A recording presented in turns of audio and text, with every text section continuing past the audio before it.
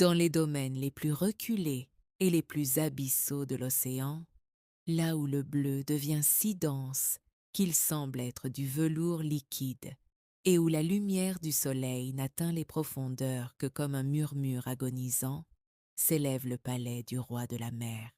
Ce n'était pas une structure de pierre inerte, mais un organisme vivant de corail, croissant au rythme des courants, dont les fenêtres taillées dans un ambre translucide capturaient les lueurs des créatures bioluminescentes.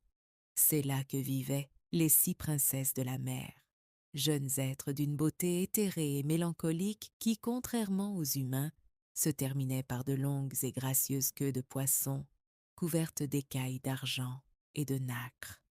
La plus jeune des sœurs était la plus énigmatique, une jeune sirène silencieuse, à la peau lumineuse comme la lune sous l'eau, et aux yeux profonds et changeants comme l'abîme lui-même.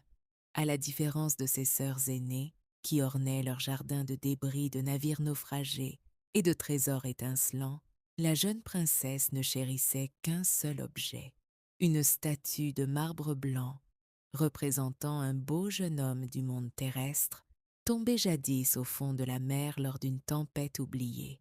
Elle passait des heures dans une solitude contemplative, écoutant les récits de sa grand-mère sur le monde d'en haut, un lieu étrange où les fleurs avaient un parfum, chose inconnue dans la mer, et où les poissons volaient parmi les cimes vertes des arbres, chantant des mélodies qui n'avaient nul besoin de l'eau pour se propager.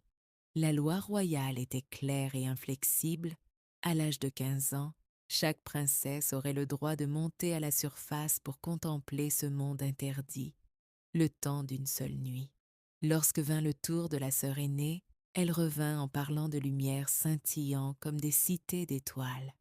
La seconde décrivit un soleil couchant, embrasant l'horizon d'or et de pourpre, une agonie de lumière inconnue des sirènes, habituées à la pénombre éternelle des profondeurs. Mais pour la plus jeune, l'attente de 5 longues années fut une lente torture de désir. Lorsqu'elle atteignit enfin ses 15 ans, sa grand-mère, la reine veuve, ne l'orna pas de jeux enfantins, mais d'une couronne de lys sculptée dans la perle et de 8 lourdes huîtres qui se fixèrent à sa queue avec une pression glaciale, lui rappelant que la noblesse et la maturité s'accompagnent toujours d'un certain poids de douleur. La jeune princesse émergea à la surface lors d'une nuit d'un calme absolu. Devant elle se balançait un grand navire à 3 mâts dont les lumières se reflétaient sur le miroir sombre de la mer. En s'approchant des fenêtres de la cabine, elle aperçut un jeune prince aux yeux sombres qui célébrait son anniversaire parmi les rires et les toasts. Sa beauté la frappa comme une révélation immédiate. Ce qu'elle ressentait n'était pas la simple curiosité de ses sœurs, mais un profond écho spirituel, la sensation douloureuse de quelque chose qui manquait à sa propre nature. Soudain, le ciel s'assombrit et le vent se mit à hurler avec une fureur ancestrale. La mer, jusque-là paisible, se transforma en une bête déchaînée d'ondes montagneuses et de crêtes d'écume blanche. Le navire gémit sous la tempête avant de se briser dans un craquement sec, projetant ses passagers dans la tombe liquide de l'océan. La princesse savait que les hommes ne pouvaient respirer sous l'eau. Leur paradis était pour eux une condamnation à mort. Elle nagea avec une force désespérée parmi les poutres brisées et les débris tranchants jusqu'à trouver le prince dont la vie s'éteignait dans le froid glacial. Elle maintint sa tête hors des flots et le protégea de son propre corps durant toute la nuit, se laissant porter par les courants jusqu'au rivage. À l'aube, elle le déposa avec tendresse sur le sable blanc, devant un grand édifice sacré entouré de citronniers. Cachée derrière des rochers, le cœur battant, elle vit apparaître une jeune demoiselle qui découvrit le prince. Lorsqu'il s'éveilla, il sourit avec gratitude à sa supposée sauveuse humaine, ignorant que la véritable gardienne de son souffle l'observait, l'âme brisée, depuis l'écume de la mer. Dès ce jour, La mélancolie de la princesse devint une ombre permanente. Elle demanda à sa grand-mère si les hommes vivaient éternellement dans leur monde de lumière. La vieille reine lui expliqua que, bien que leur existence fût brève comme un soupir, les humains possédaient quelque chose que les sirènes n'avaient pas, une âme immortelle. Nous vivons 300 ans, dit-elle d'une voix grave, mais à la fin nous devenons de l'écume salée à la surface de l'eau, disparaissant sans laisser de traces ni de tombes. Les humains possèdent une âme qui transcende la chair, une étincelle qui s'élève vers les étoiles. Comment puis-je obtenir une âme? Demanda la jeune sirène avec une urgence presque désespérée. Seulement si un homme t'aimait plus que son père et sa mère, répondit la grand-mère, et s'il joignait sa main à la tienne dans un mariage sacré. Alors une part de son âme passerait en toi. Mais cela est presque impossible. Pour eux, notre belle queue est une difformité effrayante. Animée par un désir plus fort que l'instinct de survie, la jeune princesse se rendit à la demeure de la sorcière de la mer. Elle traversa des tourbillons rugissants qui aspiraient toute vie et des forêts de polypes visqueux, mi-plantes, mi-animaux, qui étouffaient tout ce qu'ils touchaient de leurs doigts vermiformes. La sorcière, créature d'une malice antique à la peau coriace, accepta de l'aider, mais à un prix qui aurait glacé le sang de n'importe quel mortel. « Je préparerai une potion », ricana-t-elle d'une voix semblable au craquement des coquillages. « En la buvant, ta queue se divisera, et tu obtiendras ce qu'ils appellent des jambes. Mais écoute-moi bien, chaque pas sera comme marcher sur des lames acérées qui trancheront ta chair jusqu'à l'os. Tu saigneras, mais ta beauté sera sans égale. En échange, tu me donneras ta voix, je couperai ta langue, et tu resteras muette à jamais.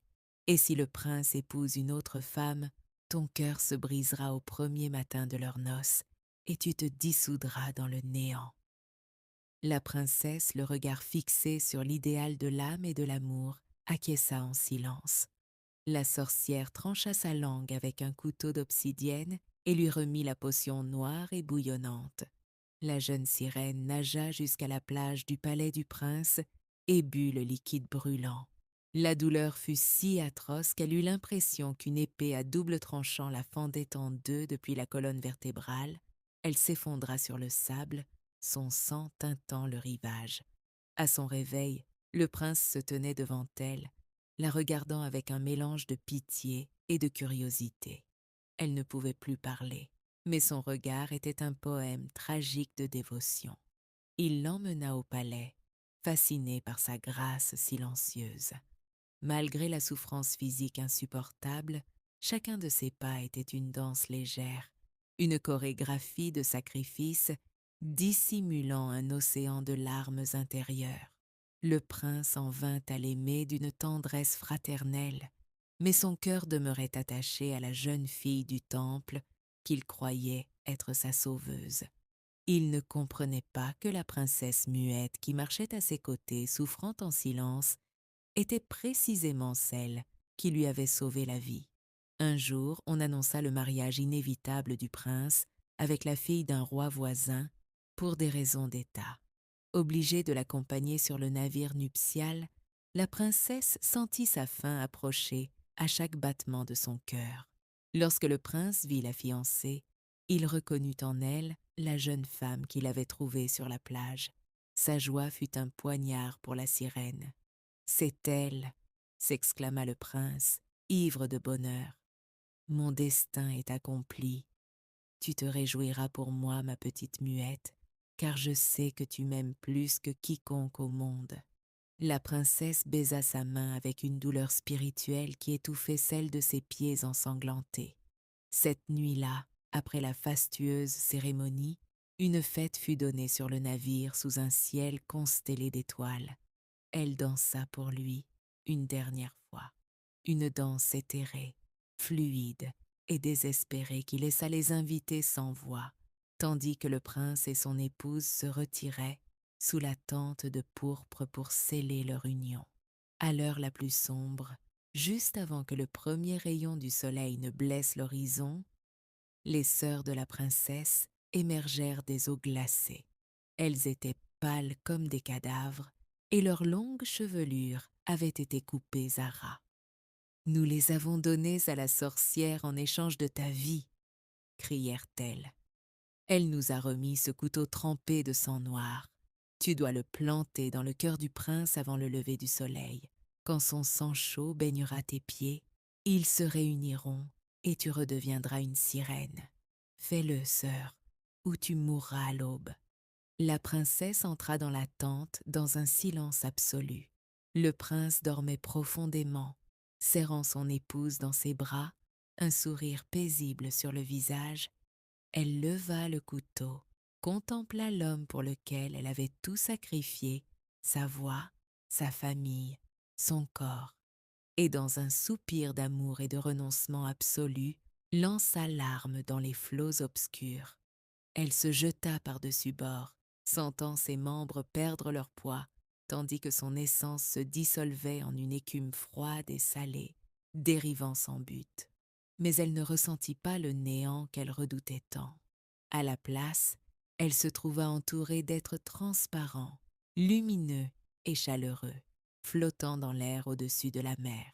« Qui êtes-vous » demanda-t-elle, et sa voix, retrouvée et glorieuse, résonna plus pure que n'importe quel instrument terrestre. « Nous sommes les filles de l'air » répondirent les lumières. « Les sirènes ne naissent pas avec une âme, mais nous, après 300 ans de bonnes actions et de consolation des affligés, pouvons en forger une. Par ta souffrance héroïque et ton sacrifice désintéressé, tu t'es élevé vers notre royaume. Toi aussi, tu pourras désormais gagner ton âme immortelle au fil de l'éternité. » La jeune princesse leva les bras vers le soleil levant, qui brillait à présent d'une force nouvelle, et pour la première fois de son existence, elle sentit de vraies larmes, chaudes et humaines, couler sur ses joues, tandis qu'elle s'élevait vers les nuages dorés, laissant derrière elle l'abîme pour la promesse infinie de l'éternité. Si cette histoire t'a plu, abonne-toi pour plus de contes classiques racontés dans leur version la plus sombre et authentique.